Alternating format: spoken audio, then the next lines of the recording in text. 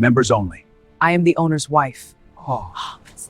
This is a mistake! How dare you! The chandeliers sparkled over polished marble floors as guests in designer suits laughed over expensive wine.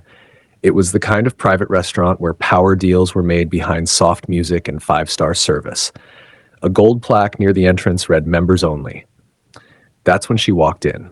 Elegant navy dress, natural curls framing her face, confidence in every step. She wasn't loud, wasn't flashy, just composed. She approached the host stand with a calm smile. Before she could speak, the manager stepped in front of her. "I'm sorry," he said, forcing a tight smile. "This establishment is for members only." She glanced at the sign, then back at him. "I'm aware. I have a reservation." He looked her up and down, skepticism written all over his face. Around them, conversations began to slow. A few guests subtly turned their heads. "I don't see your name on the list," he replied sharply, though he hadn't even checked. "Perhaps you're mistaken." Her voice stayed steady. "I'm not mistaken." The manager's tone hardened. "Ma'am, I'm going to have to ask you to leave." A couple at a nearby table started recording. The tension in the room thickened. She folded her hands in front of her purse. "I'd prefer to wait." That's when he snapped. "Security," he called out, loud enough for half the restaurant to hear. "Escort her out." Gasps rippled through the dining room. The humiliation was public, deliberate. But she didn't raise her voice. She didn't argue. She simply stood there, eyes calm, almost as if she knew something no one else did. Just as security began walking toward her, the front doors swung open. A tall man in a tailored black suit stepped inside, scanning the room urgently. His presence alone shifted the atmosphere. Several guests immediately recognized him.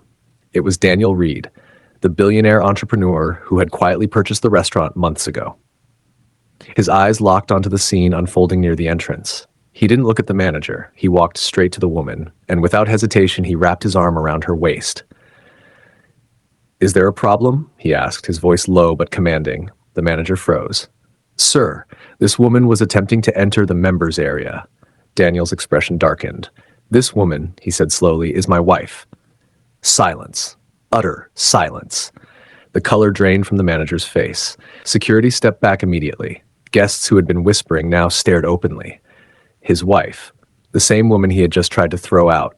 Daniel turned to her gently. "Are you all right?" She gave a small nod. "I was just being escorted out." A few uncomfortable laughs broke out from tables nearby. Phones were still recording. Daniel faced the manager again. "You didn't check the reservation list, did you?" The manager opened his mouth, but no words came. "There's a reason we're rebranding this place," Daniel continued, "and it starts with respect." He slipped his phone from his pocket.